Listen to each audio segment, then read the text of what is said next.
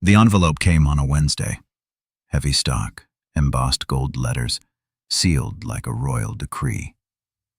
It sat on the kitchen counter beside a half-drunk smoothie and a pile of bills Marissa never bothered to open. I stared at it for a second, then peeled it open, already guessing what it was. A wedding invitation. Her brother Logan's name practically glittered off the card, entwined with some debutante named Celeste Preston. I didn't need the footnote to know the Preston were old money. The kind of wealth that had corridors named after them in museums, not just buildings. The kind that made people like Marissa buzz with ambition and polish their smiles. She walked in just as I was reading it, holding up 2 swatches of fabric like they mattered. "Try to dress up for once," she said, her tone breezy, already flipping through a designer catalog spread across the island. "Logan's marrying into the presents. It's going to be huge." Of course it was. Everything was always huge with them. Dinners, fundraisers, reunions, lavish public spectacles that made them feel important and made me feel like furniture. She didn't ask if I wanted to go. She didn't have to. It was never a question. We were going. She caught the pause in my breath, the way I lingered too long over the card. "Don't start," she added, not looking up. "It's just a weekend. One weekend. Smile. Show up. And don't embarrass me." That last part landed like a slap. She didn't even notice throwing. It wasn't the first time. I wanted to remind her I'd been showing up for 10 years for her family's events. For holidays where I was treated like a temporary seat filler. For dinners where I was the joke at the far end of the table. Laughed at because I had dared to leave law school and chase some startup pipe dream. They didn't know who I really was. Not the Prestons, not Logan, not even Marissa anymore. Somewhere along the way she'd forgotten, or maybe just stopped caring to remember. I could have reminded her. I could have told her that this startup pipe dream became Atlas Industries, that while she and her family drank champagne and gossiped about me, I'd been working 15-hour days behind closed doors, slowly building one of the most influential tech firms in the country. That I had deliberately kept my name off the filings, off the press releases, off the radar because I didn't need applause. I needed leverage. But I didn't say any of that. I just folded the invitation neatly and slid it back into the envelope. "Sure," I said, my voice calm. "I'll be ready." She nodded, satisfied, and returned to her catalog. She never asked what I meant by ready. The weeks leading up to the wedding felt like walking through a rehearsal for a play I didn't belong in. Marissa met with planners and stylists. She gushed about the estate's vineyard and what designers Celeste might wear. She treated it like a royal coronation. Logan was marrying up, and by extension so was the entire family, especially her. One night, I caught her on the phone with her mother laughing. "He'll look presentable. I picked the suit myself." "No, nothing flashy, just enough to blend in. I don't want the Prestons asking where I found him like I pulled him off a Craigslist ad." I stood in the hallway out of view, just listening. I didn't confront her. I didn't interrupt. Instead, I sat in my office later that night, opened my laptop and confirmed the final steps of a business deal I'd been structuring for over 6 months. One that had started with acquiring a small but critical supplier that served exactly one client, Preston Tech Logan's company. I had watched them slowly grow dependent on us, contract by quiet contract, until they were practically feeding out of our hands. It wasn't about revenge, not entirely. It was about timing. And this wedding, this spectacle, was the perfect stage. I wasn't just going to attend Logan's wedding. I was going to walk into the belly of the beast wearing a quiet smile and carrying a secret they weren't ready to see. I picked out my own suit, tailored, dark slate wool, minimalist, sharp, but subtle. No designer logos, no flash, just precision. Because unlike the Prestons, I didn't need labels to announce my value. I was the label. The night before we left, Marissa kissed my cheek and held up a little gift box. "For the weekend," she said. Inside was a tie clip, gold-plated, monogrammed with my initials in a font that didn't match my style. "Thanks," I said. "Don't forget to smile," she replied. "The photographers are everywhere. And remember, you're a guest. Let Logan shine." This is his weekend, right? The next morning, we boarded a private shuttle to the estate. Acres of manicured lawns, ivy-draped facades, fountains that looked like they came with Roman permits. It was a kingdom built for people who believed they were born to be applauded. Marissa couldn't stop grinning. "Doesn't it feel like a dream?" I looked out the window. Something like that. But I wasn't dreaming. I was wide awake. And this time I wasn't just tolerating her family. I was about to reintroduce myself to them quietly, thoroughly, permanently. 10 years ago, I stood at Marissa's family dining table holding a glass of cheap wine and a heavy silence as Logan made another joke at my expense. "So let me get this straight," he said, leaning back in his chair loud enough for the whole room. "You dropped out of law school to build apps. What's the name of your company again?" Hopeful and hungry. The room laughed. Not politely, not nervously, full-throated, smug laughter that felt like it was trained to hit me from all angles. Even Marissa chuckled. She rubbed my back like I was a loyal golden retriever. Loyal but pitiful. "He's ambitious," she said, her voice the only thing soft in the room. "He believes in what he's building." That was 10 years ago. I hadn't forgotten a second of it. They didn't know I was building Atlas Industries on a 2-year-old laptop and grocery store coffee, working out of a cramped apartment that shared a wall with a dog that barked like it was being electrocuted nightly. My friends stopped calling. Investors turned me down like I had a contagious disease. I skipped dinners, skipped sleep, skipped birthdays. But every rejection taught me where not to knock. Every failure burned away the noise. Marissa supported me at first, sort of. But she always compared. Logan with his promotion at Preston Tech. Her cousin Drew getting his MBA. "Maybe you could network more," she said once, folding laundry like Logan does. "He's always at conferences." As if shaking hands was the same as building something from dust. What she didn't know, and never asked, was that I wasn't networking because I was working. Because I was coding, hiring, firing, taking calls with overseas suppliers at 3 in the morning, and learning how to negotiate without blinking. I needed help setting up the company structure without drawing attention. That's when I called Uncle Cyrus. He was a retired civil engineer with just enough savvy and just enough gray hair to be taken seriously by banks and boards. He agreed to be the front man. "Only if you promise to keep your name in the dark," he warned.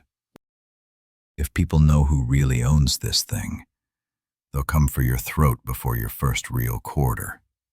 So, I stayed in the shadows. While Marissa's family gushed over Logan's LinkedIn updates, I built the foundation of Atlas and silence. I watched Marissa become more and more drawn to the shiny things. Her mother's pearls, her father's political galas, Logan's golf club events. She'd ask if I wanted to go. I'd say no, not because I was antisocial, because I knew I wasn't ready yet. She started introducing me as just a tech guy. It used to be my husband who's building something. Then it was just my husband. Then it was, "Oh, he works with computers." like she didn't know the grid under my nails came from something bigger than a keyboard. Still, I waited. I watched Logan rise through Preston Tech like a man on a trampoline, bouncing higher off the strength of his last name and who he had dinner with. His success wasn't built, it was inherited and polished. He kissed rings. I chewed glass. There was one night I remember too clearly. Our anniversary, you're 6. Marissa booked us dinner at a rooftop spot uptown. Pricey, pretentious, and perfect for Instagram. Midway through the wine, she dropped her fork and said, "Sometimes I think I married the wrong brother." It was a joke. At least I think it was. But the fork didn't drop itself, and her laugh didn't reach her eyes. I told her, "I'm not trying to be Logan. I'm trying to be something different." She waved me off. Different doesn't get written into wills. And that's when I realized she didn't see me, not the real me. She saw the image of a man with dreams and none of the wealth her family could proudly discuss at brunch. I said nothing that night, just drank my wine and watched the skyline. But I didn't forget. I never forget. Over the years as Atlas grew, I made sure every decision added weight to a structure no one saw coming. I diversified under shell names. I built partnerships with companies Logan's own firm relied on. I watched him strut into headlines while never realizing how deep my roots had grown beneath the soil he danced on. Marissa never noticed the shift. She thought I was stable, maybe a little boring. She liked when I kept quiet, played the supportive husband at holiday dinners, let Logan dominate the room. I didn't mind. Let them think I was the joke. Let them pour wine and whisper under their breath. I was the ghost in my own marriage. Yes, but ghosts have their own power. They haunt, they watch, and they wait. By the time Logan's engagement to Celeste Preston was announced, I was already moving chess pieces. Preston Tech's supply chain was a fragile ecosystem. Atlas, operating through SP Capital and 2 other intermediary firms, began acquiring the smaller suppliers they depended on. Quietly, legally, ruthlessly. It took 6 months, not a single headline. When the golden boss wedding invitation arrived, I knew what it really was. Not a celebration, a summons. The joke was over. The nice guy with dreams had built a throne in the dark. Now it was time to bring it into the light.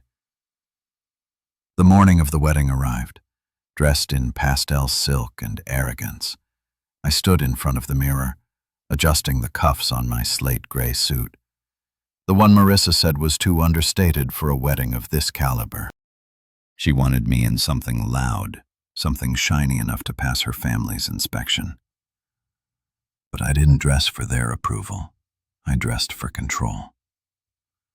Marissa swept into the room in a designer gown that probably cost more than our first car. Her hair was pinned up like a sculpture, her earrings sparkling like they belonged behind museum glass. She didn't look at me so much as past me. "Try not to slouch," she said, fixing a non-existent wrinkle on my lapel. "There will be photographers." I gave her a smile I didn't mean and followed her out the door. The Preston estate looked like something out of a political dynasty's campaign video. Rolling vineyards, fountains that danced on schedule, valet drivers and matching jackets. We were chauffeured up the curved driveway in a black SUV, but the moment we stepped out, I might as well have been invisible. Marissa instantly became one with the setting. Her stride matched the gravel paths. Her laugh synced with the chamber music floating on the breeze. She belonged here, or at least thought she did. I was the afterthought, the footnote, the prop. The guests looked like a stock portfolio came to life. Senators, CEOs, a few washed-up actors from daytime soap operas. Everyone looked expensive, bored, and just sober enough to network. They greeted Marissa with cheek kisses and compliments. Most barely looked at me. If they did, it was with that vague, dismissive curiosity reserved for someone's third husband. I scanned the estate, noting the details most would miss. The security team was visible but discreet.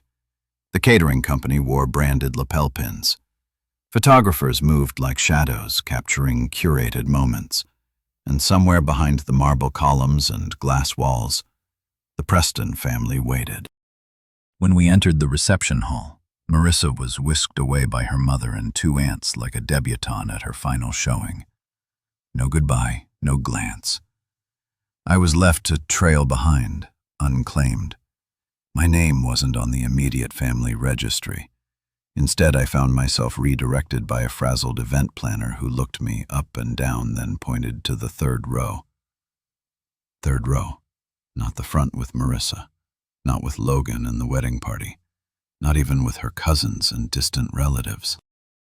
I was seated behind a hedge fund manager's wife and across from a man who spent 20 minutes on the phone arranging a private jet for his dog. I took my seat silently. I didn't come for the flowers or the vows. I didn't need the front row. I was here for the reckoning. Logan made his grand entrance to a symphony of claps and forced admiration. He looked exactly how I remembered, cocky, polished, and hollow. His tuxedo was custom, his smile was blinding, and his confidence of someone who had never truly earned anything. When our eyes met, he looked past me with the same indifference he used 10 years ago when he joked about me being a professional dreamer. The bride, Celeste Preston, was everything I expected. Elegant, cold, born into a world where affection was as transactional as a merger.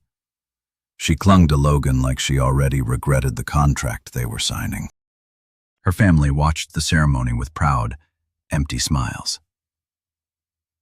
As the ceremony began, I tuned out the officiant's voice. Instead, I watched Marissa.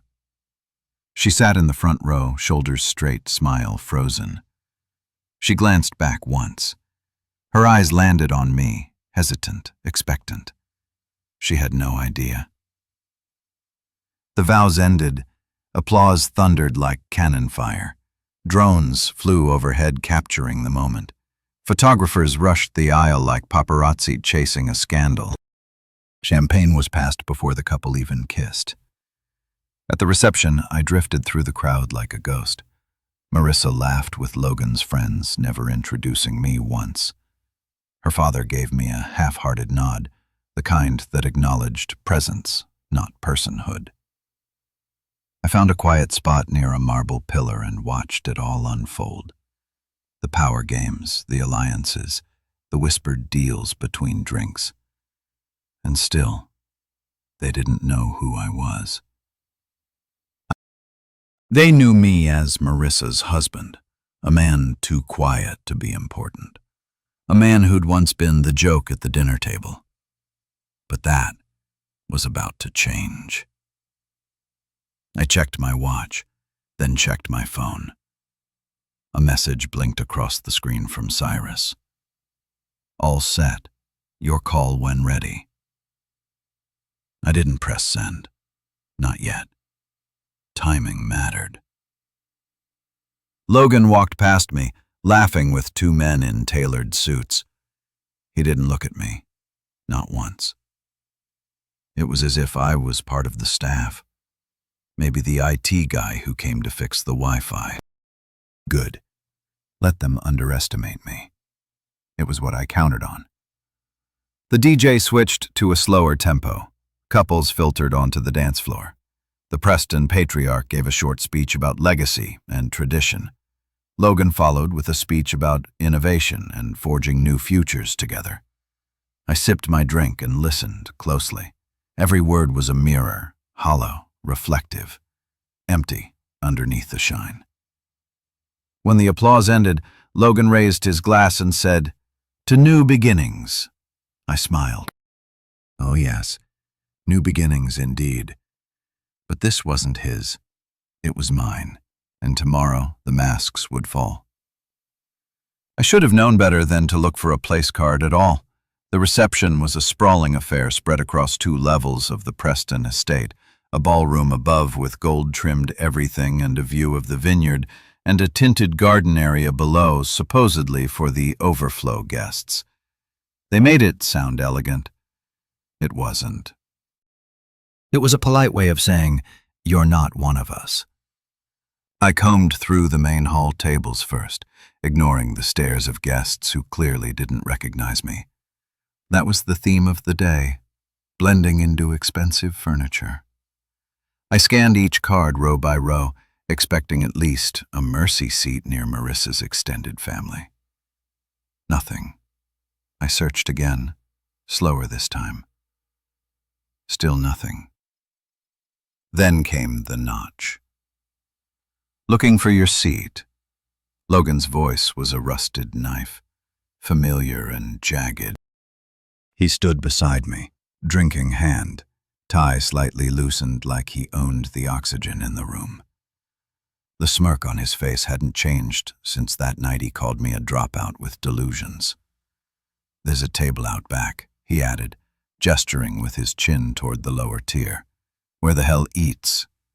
Behind him, a few of his friends chuckled. Not the loud, raucous kind. The sharp, private kind meant a wound without leaving visible scars. Logan didn't laugh. He didn't need to. His smile did all the damage. I stood still, staring at the man who once laughed as I poured coffee from a vending machine during a family gathering. The man who mocked my worn laptop, who told Marissa I was building castles in the cloud and not the kind that pay rent. My wife didn't stop him. She stood across the ballroom, drinking hand, talking to her cousin and laughing at something I knew was at my expense. She glanced at me, caught Logan's smirk, and then she smirked too. That was the moment something final clicked. I didn't raise my voice. I didn't make a scene. I reached into my jacket, pulled out my phone, and stepped 3 paces away from the crowd. My fingers hovered briefly above the screen, not with hesitation, but with intent. Timing was everything. I pressed a contact. Cyrus answered on the second ring. "It's done," I said. He didn't ask for clarification. "All right, canceling the deal now." I hung up. No threats, no warnings, no theatrics. Just one sentence that would pull the floor out from beneath them. Logan's laughter faltered. He took a step closer. "Who the hell were you just talking to?" I turned my phone toward him. On the screen, the Atlas Industries logo glowed like a lighthouse in a storm. I watched his expression change.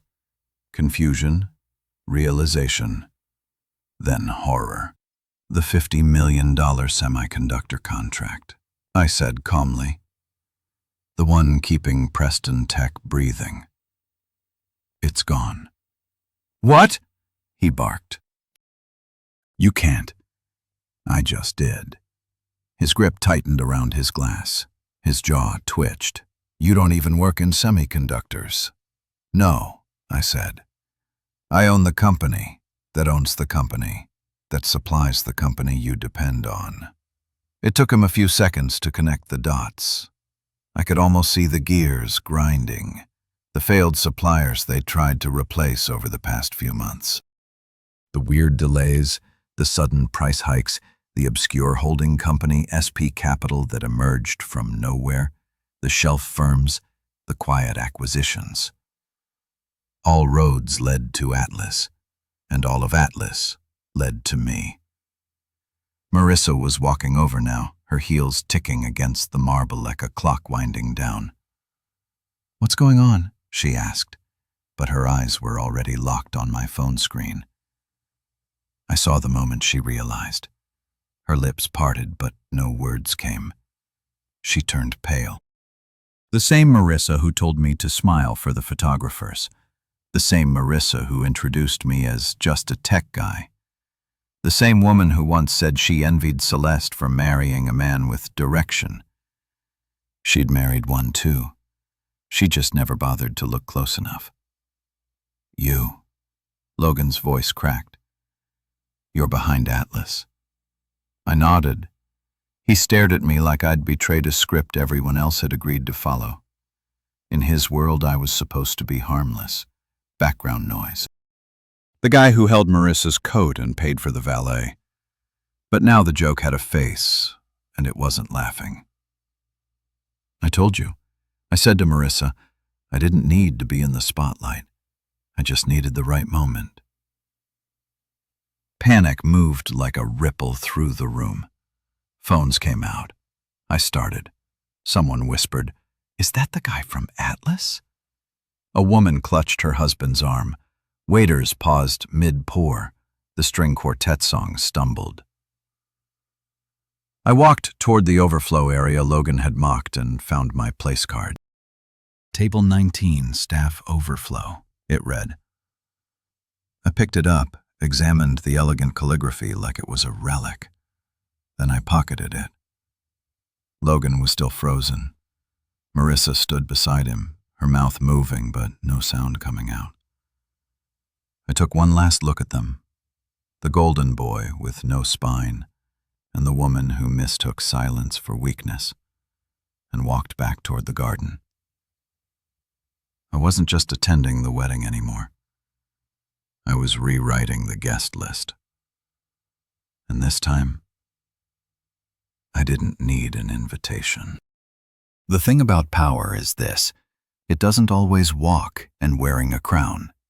Sometimes it arrives in silence, in a gray suit and calm voice, pressing a single button while everyone else is still sipping champagne. Logan came storming after me, footsteps frantic on the marble as I stepped onto the stone pathway that led down toward the garden. His drink was still in his hand, but he wasn't holding it like a prop anymore. His fingers clenched the glass as if it were the only thing tethering him to reality. "What deal?" he demanded, voice pitched with desperation. "What are you talking about?" I turned to face him, the lights of the reception behind him casting a halo around his bewildered face. I didn't raise my voice. I didn't need to. "The semiconductor contract," I said evenly. "The one your father-in-law pulled strings for. The one that was supposed to be the big win this quarter. Atlas Industries owns the contract." He blinked, the words not quite computing. "And I continued, own Atlas." For a long second, Logan just stood there like a man trying to make sense of a foreign language spoken in his own house. "You?" he finally said. "That's not—" "You're not supposed to be me," I finished.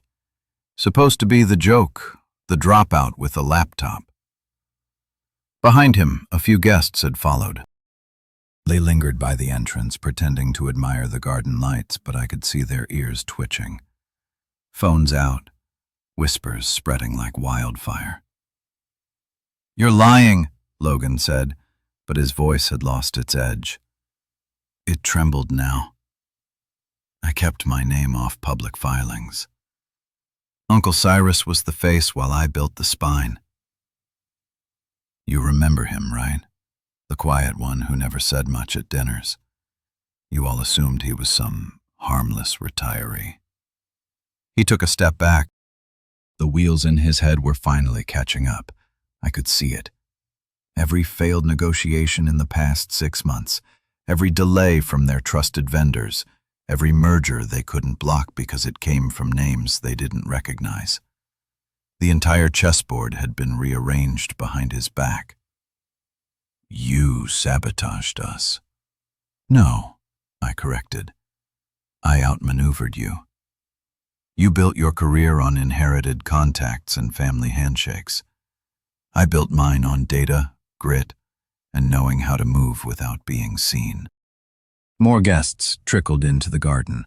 I saw Celeste's father, Richard Preston, standing stiffly near the grapevines, his jaw clenched. The Preston didn't like surprises, especially not public ones, especially not on their dime. Marissa appeared beside Logan. Her face was pale, lips pressed so tightly together they nearly disappeared. "What are you doing?" she whispered, but her voice quaked. "I'm answering the question you never thought to ask," I said. "Who I really am?" Marissa shook her head like a person trying to undo a nightmare with motion. "This isn't the time. This isn't the place." "No," I said. "This is exactly the time, and exactly the place." Logan surged forward, anger returning like a second wind. "You think this makes you a king? You crashed a wedding and pulled a stunt." "It's not a stunt, Logan. This is business. Real business. The kind you only read about in Forbes. The kind you've never truly understood. Your company runs on chips supplied through contracts you no longer have. Your quarterly earnings are about to tank. Investors will start calling tomorrow. Then your board. Then your father-in-law." He staggered. Actually staggered. I almost felt sorry for him. Almost. A commotion near the dance floor broke the moment. Someone had shown one of the groomsmen a breaking news alert. I didn't need to read it to know what it said. Something like Atlas Industries terminates $50 million Preston tech supply deal mid-weave. The timing wasn't coincidence. It was orchestration. Marissa clutched Logan's arm. "He can't do this," she whispered, looking up at me with wild eyes. "Can he?" "Marissa," I said softly, "you spent a decade telling me to be more like Logan. Dress better. Network more. Kiss the right rings." She didn't answer. She didn't have to. The silence was heavier than anything she could say. "But you never saw what I was really doing," I added, "because you weren't looking." Richard Preston made his way toward us, flanked by two advisors in black suits. His expression was a mix of fury and calculation. "You'll regret this," Logan spat. "You've destroyed a legacy." "No," I said, stepping closer. "I've exposed one." Richard stopped a few feet away, glancing from me to Logan to Marissa. "Is it true?" he asked quietly. I held up my phone showing the Atlas logo, then tucked it back into my pocket. "You can confirm it on Monday, but by then, your analyst will already be scrambling." "Why now?" he asked. I looked at Marissa, then at Logan, then at the sea of curious, blinking eyes gathering like moths around flame. "Because you never asked who I was," I said, "and I got tired of pretending I didn't matter." Security had arrived, unsure of what to do. Their earpieces bust. One stepped forward. "Do you want him removed, sir?" he asked Logan. But Logan didn't answer. Neither did Richard, because even they realized this wasn't their decision anymore. I looked at the guard and smiled. "You sure you want to escort out the man who holds half the debt on this estate?" He froze. His eyes darted to Richard, who slowly shook his head. I adjusted my cufflinks, brushed past them, and made my way back into the ballroom. Not as a guest, not as the help, but as the man who just took their kingdom apart, quietly, surgically, and without raising a hand. The ballroom had shifted, not visibly, not in the decor, not in the arrangements, but something in the atmosphere had cracked, like a fault line splitting beneath marble floors. I stepped back inside and could feel it instantly. The music was still playing, but the notes were hollow. The clinks of champagne glasses sounded more like nerves than celebration. Conversations had gone quieter, sharper. The way people whisper when a car crash happens down the street, but the sound still echoes in their bones. I wasn't supposed to be the center of anything that day. I was meant to stand in the background, to play the polite husband, nod through introductions, smile during toasts, and pretend not to hear the jokes whispered behind crystal rims. But now, every head that turned did so for me. I wasn't invisible anymore. I was the tremor that made the chandeliers swing. Marissa found me near the edge of the room where the bar met the corridor. She was breathless, still in her heels, her lipstick slightly smudged. Her whole demeanor had changed. Gone was the distant queen of the morning, replaced now by a woman gripping the edges of control. "What the hell are you doing?" she hissed. I took a sip of my drink and looked down at her, taking off the mask. Her eyes darted around to see who was listening. "Do you have any idea what you've done, Marissa?" I said gently, "Look around." And she did. All around us, the facade was cracking. The bride's father was in a corner, jaw tight, speaking furiously into a phone. Logan's best man had vanished entirely. Celeste looked like someone had told her the yacht had been repossessed. Even the waitstaff seemed more tense, like they could feel the tectonic shift through the soles of their shoes. I didn't need a mic. I didn't need a scene. Truth does its own amplification. Marissa grabbed my wrist, pulling me aside toward the hallway near the restrooms. "I don't understand," she said, her voice breaking. "Why now? Why did I?" I stared at her, and for a long second, I didn't see the woman I married. I saw the polished socialite her family had carved from stone. The one who'd coached herself into someone else's world and tried to pull me along like a pet project. The one who stopped saying we and started saying Logan would have. "You really don't?" I asked. Her mouth opened, then closed. She was searching for a script that no longer worked. "I've listened for years," I said. "Let them talk over me. Let them forget my name. You stood next to them while they did it. I protected you." She snapped. "You think I didn't stand up for you?" "You laugh when they did," I said. "You dressed me up to blend in. You never once asked if I liked being invisible." She looked down, ashamed or furious. I couldn't tell anymore. Maybe both. "You could have told me," she said. "I did," I said quietly. "You just weren't listening." The hallway door swung open, and her father entered, flushed and sweating, followed by a man I recognized as his attorney. The elder Langford, James, was a man who rarely looked rattled. That day he looked like a man seeing smoke in his vault. "We need to speak now," he said. I looked at Marissa. "You want to stay?" She blinked. "What?" "I'm done pretending," I said. "But you're welcome to decide who you are." I walked past them both and returned to the ballroom. That's when the music stopped. The DJ, clearly informed by some frantic manager or relative, had cut the playlist early. A ripple of awkwardness spread through the room as guests checked their phones. The headline had hit the news feeds now. My bet was that it started as a whisper and landed as a siren. CEO revealed as silent owner of Atlas Industries during Preston wedding. $50M deal canceled mid-ceremony. I didn't need a press release. The truth had already gone viral. Her father followed me back into the ballroom, trying to keep his voice level. "You blindsided us," he said.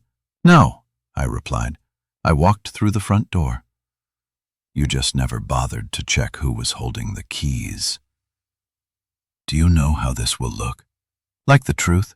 I turned to face him fully. "You all thought I wore a tailored tux and smiled for photos. But power is the man you ignore. The man who sits in the third row.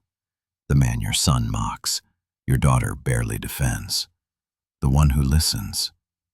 His jaw twitched. "There's still time to fix this." I handed him a card. "That's the number for my office. If your board wants to talk, they can call Monday. But you should know, Every hour this situation gets more expensive. The card burned in his hand like it weighed 1,000 pounds. Security was called again, but this time they hesitated. I watched one of the guards check a message on his phone, glance at me, and then slowly back away. He knew they all did. The bride and groom emerged from a side room. Celeste's face was pale and pinched, her eyes shooting daggers at Logan, who now looked less like a groom and more like a man waking up inside a burning house. Logan's steps were slow, hesitant. He met my eyes across the floor. No words this time, just a long, bitter look of someone who finally saw the shadow that had grown behind him for years. I didn't flinch. I stood in the middle of that ballroom and watched their empire begin to tremble.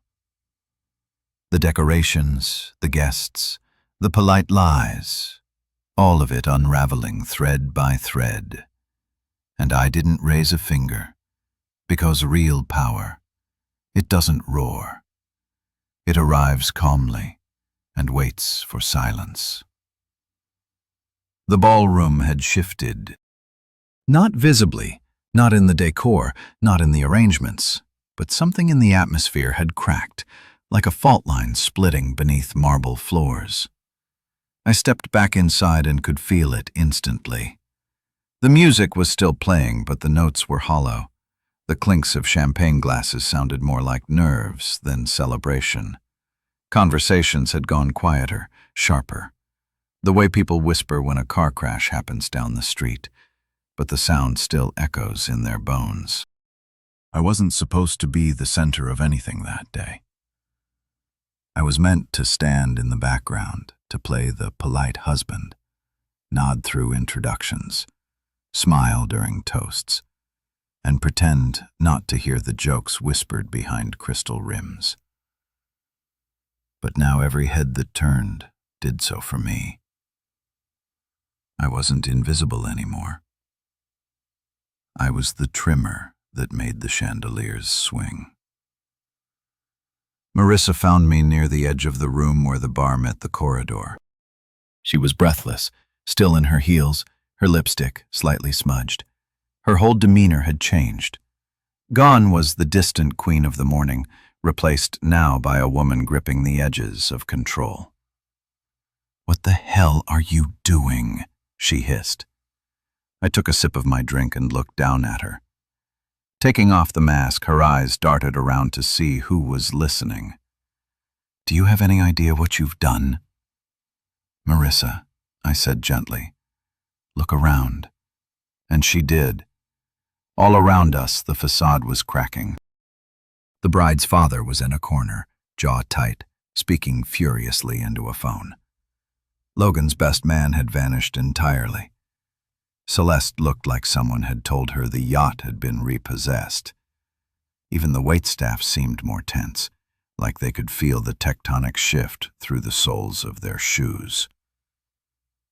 I didn't need a mic. I didn't need a scene. Truth does its own amplification. Marissa grabbed my wrist, pulling me aside toward the hallway near the restrooms. "I don't understand," she said, her voice breaking. "Why now? Why did I?" I stared at her, and for a long second, I didn't see the woman I married. I saw the polished socialite her family had carved from stone, the one who'd coached herself into someone else's world and tried to pull me along like a pet project, the one who stopped saying we and started saying Logan would have. "You really don't?" I asked. Her mouth opened, then closed. She was searching for a script that no longer worked. "I've listened for years," I said. "Let them talk over me. Let them forget my name. You stood next to them while they did it. I protected you." She snapped. "You think I didn't stand up for you? You laughed when they did," I said. "You dressed me up to blend in. You never once asked if I liked being invisible." She looked down, ashamed or furious. I couldn't tell anymore. Maybe both. "You could have told me," she said. "I did," I said quietly. You just weren't listening." The hallway door swung open and her father entered, flushed and sweating, followed by a man I recognized as his attorney. The elder Langford, James, was a man who rarely looked rattled. That day, he looked like a man seeing smoke in his vault. "We need to speak now," he said. I looked at Marissa. "You want to stay?" She blinked. "What?" "I'm done pretending," I said, "but you're welcome to decide who you are." I walked past them both and returned to the ballroom. That's when the music stopped. The DJ, clearly informed by some frantic manager or relative, had cut the playlist early. A ripple of awkwardness spread through the room as guests checked their phones. The headline had hit the news feeds. Now, my bet was that it started as a whisper and landed as a siren. CEO revealed as silent owner of Atlas Industries during Preston wedding. $50 million deal canceled mid-ceremony. I didn't need a press release. The truth had already gone viral. Her father followed me back into the ballroom, trying to keep his voice level. "You blindsided us," he said. "No," I replied. "I walked through the front door. You just never bothered to check who was holding the keys." "Do you know how this will look? Like the truth." I turned to face him fully. "You all thought Power wore a tailored tux and smiled for photos. But Power is the man you ignore, the man who sits in the third row, the man your son mocks, your daughter barely defends, the one who listens." His jaw twitched. "There's still time to fix this." I handed him a card. "That's the number from my office. If your board wants to talk, they can call Monday. But you should know, every hour this situation gets more expensive." The card burned in his hand like it weighed 1,000 pounds. Security was called again, but this time they hesitated. I watched one of the guards check a message on his phone, glance at me, and then slowly back away. He knew they all did. The bride and groom emerged from a side room. Celeste's face was pale and pinched, her eyes shooting daggers at Logan, who now looked less like a groom and more like a man waking up inside a burning house. Logan's steps were slow, hesitant. He met my eyes across the floor. No words this time, just a long, bitter look of someone who finally saw the shadow that had grown behind him for years. I didn't flinch. I stood in the middle of that ballroom and watched their empire begin to tremble. The decorations, the guests, the polite lies, all of it, unraveling thread by thread. And I didn't raise a finger because real power, it doesn't roar. It arrives calmly and waits for silence. The first headline hit before the wedding was over. I watched a woman in pearls gasp at her phone, show it to her husband, and then tuck it into her clutch like it might explode. The ripples spread across the ballroom in real time. Phones lighting up, conversations shifting from shallow small talk to tense murmurs. By the time Logan and Celeste returned from their awkward photo session by the vineyard, the world already knew. CEO crashes wedding with $50 million mic dropped. Preston Tech faces collapse after secret owner of Atlas Industries pulls plug. The quiet billionaire who was hiding in plain sight. They all had their own spin, but they told the same story. The man no one noticed had just pulled the rug out from beneath an entire legacy, and he didn't even raise his voice. I didn't stick around for the final speeches. I left quietly. No grand exit, no last words. I walked out through the front entrance while most of the guests were still reeling from the news, murmuring like gossips at a funeral. Some looked at me. A few nodded. One or two clapped subtly, like they understood what they just witnessed. Marissa didn't follow me. She was still inside, probably trying to explain to her friends how this could have happened without her knowing. That was always the thing with her. She hated surprises unless she was the one throwing them. By Monday morning, Preston tech stock had dropped 11%. Investors panicked. Calls went unanswered. Meetings were requested. Damage control began before the coffee even brewed. And Logan? He disappeared from social media entirely. No more golf swing videos. No more rooftop views from corporate towers. Just silence. The board moved quickly. Too quickly, if you asked me. They suspended him pending a strategic review, a polite way of saying, we're looking for a reason to toss you without setting off a lawsuit. Celeste's family pulled their PR firm into the mess, but even they couldn't rewrite what had happened. The footage was already online. The internet didn't care about their version. And Marissa? She waited a few days before confronting me. It was late. She came home from her parents' house without warning, standing in our living room like a stranger. She wasn't wearing design or anything, no earrings, no makeup, just a simple sweater and the same look I saw when I first met her before the world taught her how to pretend. You planned this, she said, not asking, stating. Yes. Her arms crossed, her eyes scanning me like she didn't recognize the man in front of her. You humiliated my family.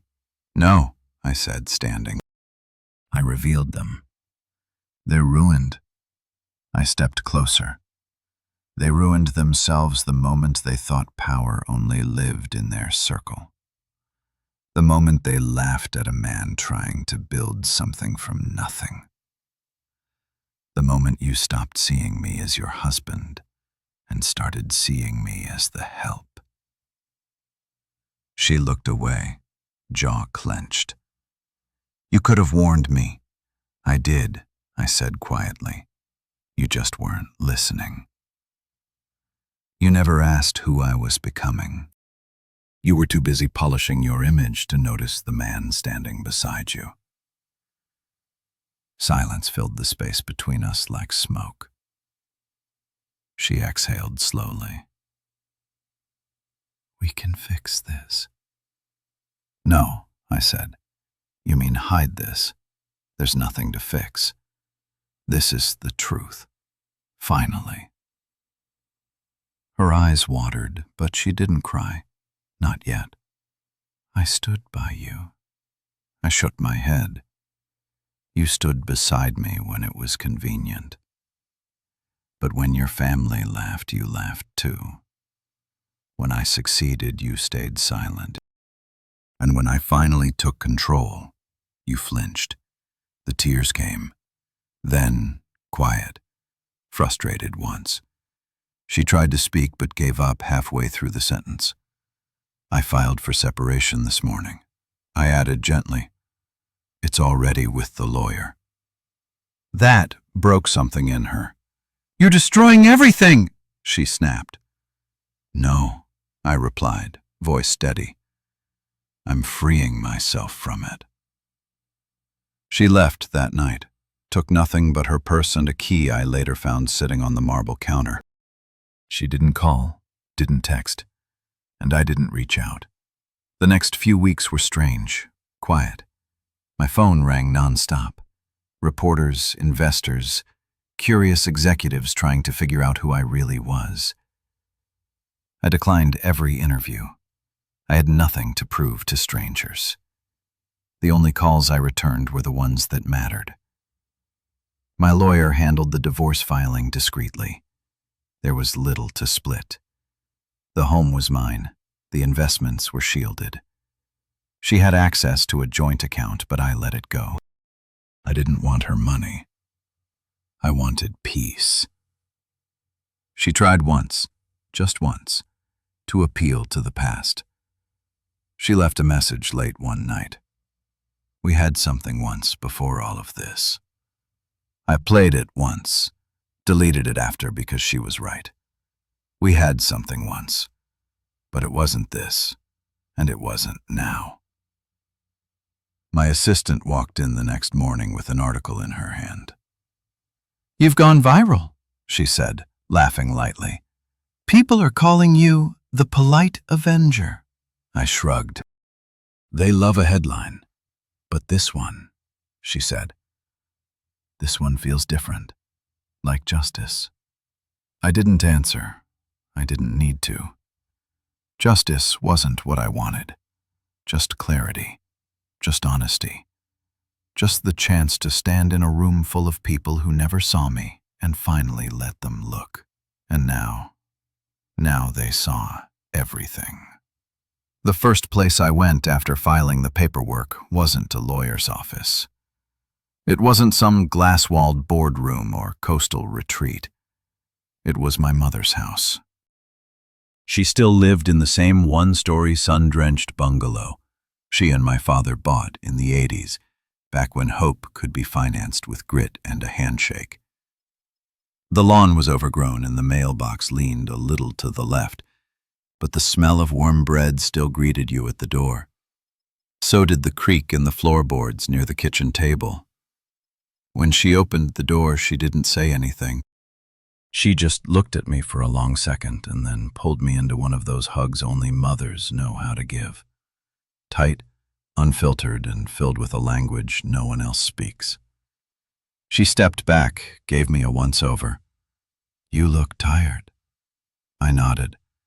I've been busy. She motioned for me to come in, and I followed the sin of cinnamon and old wood into the kitchen. A pot of tea was already on the stove, and 2 chipped mugs sat beside a plate of ginger cookies. I hadn't even called ahead. I saw the news, she said, settling into her chair, hands folded. You made quite the splash. I smiled. That wasn't the plan, just the result. She poured the tea, no rush in her movements, no judgment in her tone. And Marissa gone, she sipped. Good. I chuckled that quick. She raised an eyebrow. She always talked too much for someone who saw so little. We sat in silence for a few moments. Outside, a neighbor's dog barked at nothing. The wind rustled the trees like they were whispering secrets only the old understood. She really didn't know. My mother asked. No, none of them did. That's how I wanted it for a while. She gave me a look I knew well. You always did like keeping your cards close. Even as a boy, you'd hide your drawings under your mattress. I looked down at the steam rising from my mop. It stopped being about hiding. It became about control. And now I looked her in the eyes. Now it's about truth. She leaned back and nodded. Then good. Truth makes fewer meals but better company. I laughed softly at that. Leave it to my mother to distill everything down to wisdom and biscuits. She tilted her head, studying me. So what happens next? You going to build something new? I've already started, I said. Different this time, leaner, more personal. I don't want legacy. I want clarity. She grinned, finally realized legacy is just a dusty frame people use to hang their egos. That I said, and I'm tired of feeding people who only eat with silver spoons. We didn't talk about Marissa after that, not because it hurt, but because there was nothing left to say. The woman who once held my hand through dreams had tightened her grip only when I started shining brighter than she'd expected. My phone buzzed around noon with a message from Cyrus. Logan had reached out as a brother-in-law, not as an enemy, but as a man with no real place left to land. He's lost, Cyrus had written, but not stupid. I stared at the message for a while. Then I replied, give him a number, low pay, entry level. Let's see if humility suits him. Later that week, Logan accepted the offer. He arrived on a Monday morning at the satellite office of one of Atlas's smaller partners. No assistance, no corner suite, no fanfare.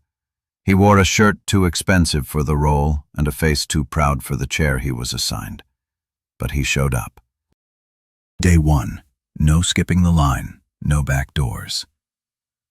Cyrus sent me a picture of Logan sitting at a plain desk with a borrowed laptop and a reusable water bottle someone handed him at the front. He made a pot of coffee. The caption read, "Good, let him sit there, let him work, let him learn that not all success has a back door."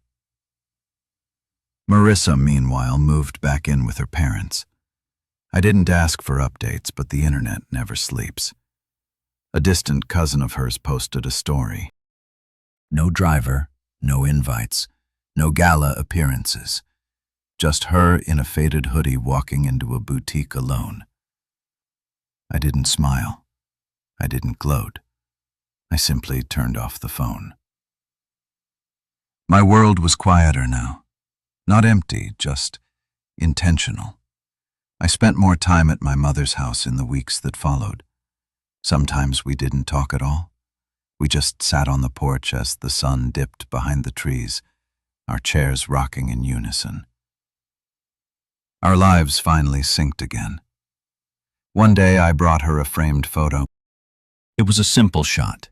Me standing outside the Preston estate that day, holding the card that read Staff Overflow, Table 19. She looked at it, squinted, then laughed out loud. "You framing this?" she asked. I already did. She nodded approvingly. That's the kind of history worth hanging. And so I did. In my new office, smaller than the last but all mine, the framed card hangs right above my desk. Not as a trophy, not as revenge, but as a reminder that the table they gave me may have been meant for the help, but I left owning the building. I wasn't surprised when James Langford walked into my office. Just surprised it took him that long. 3 months had passed since the wedding. Long enough for the headlines to shift, for new scandals to rise and fall. But some damage doesn't fade with news cycles. Preston Tech had survived, barely. They'd patched the hole I left, but the ship still leaked, and now the captain had come knocking. He wore a charcoal suit, impeccably tailored, though it hung heavier than before. The glint of assurance in his eyes had dulled. His tie was too tight. Or maybe he just couldn't breathe right in a building he didn't control. He didn't announce himself. No assistant, no calendar invite. Just showed up, asked for a few minutes, and was sent through. My receptionist recognized him instantly, but said nothing. Just nodded him in and closed the door behind him with the kind of click that made you realize a different world now sat on the other side. He didn't sit. Not yet. Just stood there glancing around the space. "Nice office," he said finally. "Not bad for a dropout, huh?" I replied. That made him pause, but only for a second. "I was hoping we could talk." "You are?" He cleared his throat. "About Preston Tech, I assumed." A long silence followed. He shifted his weight from one polished shoe to the other. Finally, he lowered himself into the seat across from mine and folded his hands like he was giving a deposition. "Our company's bleeding," he admitted. The damage from the canceled contract, it triggered a domino effect. We lost a few investors, one key client, staff morale in the basement. I didn't say anything. I just let the silence stretch. Watched him squirm in the chair where so many others had begged for partnerships, deals, rescue. "We need help," he said at last. "Strategic input, liquidity, maybe even a bridge loan too." I stopped him there, raising one hand slowly. "You came to me," I said, "for help after everything." His jaw clenched, but he nodded. "Yes." "Interesting," I murmured. I opened a drawer, pulled out a plain folder, and laid it on the table between us. He had it like it might bite. "What's that?" "Options," I said. "Rebuilding plans, streamlined restructuring proposals, exit paths that don't end in headlines." "You've already prepared these?" he asked. I smiled. "James, I started preparing these the moment you called me. Just a tech guy over dinner 5 years ago. You didn't touch the folder." He stared at it, then at me. "There's no handout in there," I continued. "No golden parachute. What's in there are actual programs, ones I've developed for smaller firms, struggling innovators, and even legacy core that forgot how to evolve. And you're authoring them to me?" he asked, disbelief crawling into his voice.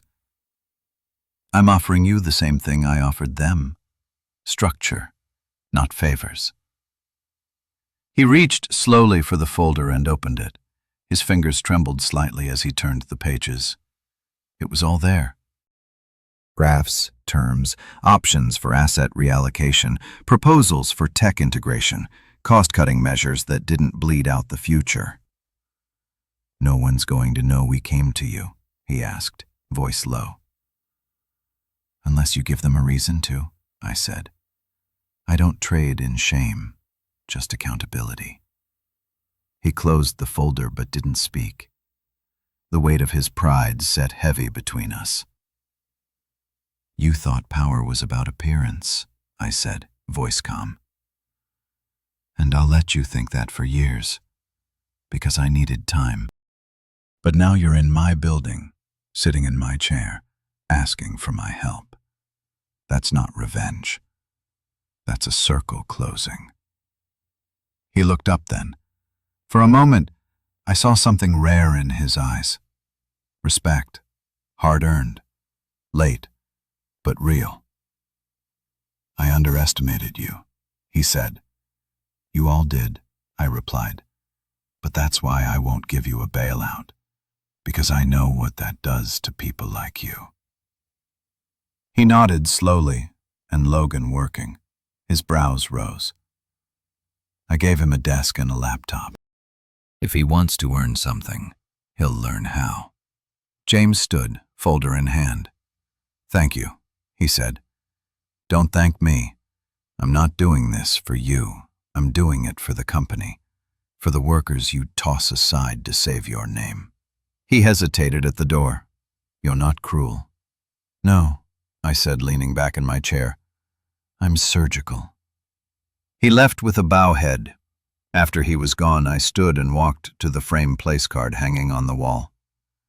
"Staff Overflow, Table 19. The words still gleamed under the glass. It used to sting. It used to remind me of humiliation. Now it reminded me of power. Not the kind people parade. The kind that waits, listens, builds. Later that evening, I walked through the city streets, coat collar turned up watching the lights blink in office windows above. Every one of those towers held someone like I used to be, overlooked, underestimated, working behind the scenes. The difference was I had walked through fire and came out holding the blueprint. Now even the kings came knocking, and I didn't need to open the door. I already owned the floor. The place card still hangs above my desk, centered, framed in black walnut, preserved like a fossil of who I used to be and what they thought I was. Staff Overflow, Table 19. They wrote it with calligraphy, gold ink, thick paper, curled edges, classy, elegant. Insulting in a way only the rich know how to deliver. Not crude, just dismissive, thoughtful, even if you think of cattle herding as thoughtful. I stared at that card a long time before I had it framed. Not out of anger, not bitterness, but recognition. That table was meant for the help, the ignored, the ones they barely thanked for passing the salt. I sat at that table once, and I left owning the building. It's poetic, sure, the kind of line that gets turned into Instagram quotes or LinkedIn motivational posts. But it's more than that. It's proof that real power doesn't announce itself. It waits. It watches. And when the moment's right, it doesn't strike. It simply moves, and the whole board shifts around it. People used to tell me that I was too quiet, too soft-spoken for business, that I didn't demand enough attention, didn't own the room the way Logan did. He had swagger, volume, a polished smile. I had notebooks and silence. But silence is a ledger. It records everything. The day I first stepped into Marissa's world, I told myself I could endure it, that I could bend, compromise, adapt for love, for peace, for the long game. I sat at those family dinners, swallowing half-baked jabs and full-bodied arrogance. Her father calling me a young dreamer, her mother saying I had good intentions, but no pedigree, Logan tossing napkins at me like I was an intern. And Marissa, she smiled through it all, said it was just how her family was, asked me not to make a fuss, said they'd respect me when I made it. But what she never realized was I had already made it. I just didn't need to wear it like a costume. My success didn't come with confetti. It came with quiet late nights, failed prototypes, cold pizza, and deals negotiated in sweatshirts, not suits. I made choices in those shadows, strategic ones. I stayed off interviews, declined magazine features, built my empire under different names through shell companies and trusted proxies like Uncle Cyrus, until the architecture of Atlas Industries looked like it came from nowhere. Because I was nowhere. Because I was everywhere they didn't think to look. They mocked what they didn't understand, and that was their mistake. In the months since the wedding, the world changed for them. For me. Logan, now working entry-level in a firm he once dismissed as background noise, sends weekly reports with no complaints. He hasn't asked for a raise, a favor, or a shortcut. Maybe that's growth. Maybe it's survival. Either way, he's learning. Marissa hasn't called. Not once. I'm not sure if that's her pride or her punishment. Perhaps both. I heard from someone that she tried moving out on her own but ended up back in her parents' guest house. The same house where they used to toast champagne to Logan's deals and call me the one who dabbled in tech. I've moved forward. I spend my time with people who don't need to be impressed to be respectful. With builders, creators, quiet minds. I started mining again, not publicly. I meet young entrepreneurs in the early stages, the ones eating instant noodles at midnight while debugging code, the ones who don't yet know how powerful they already are. I tell them the truth. You don't have to be loud to be dangerous. I keep the place card above my desk because it reminds me what most forget. Titles or decorations.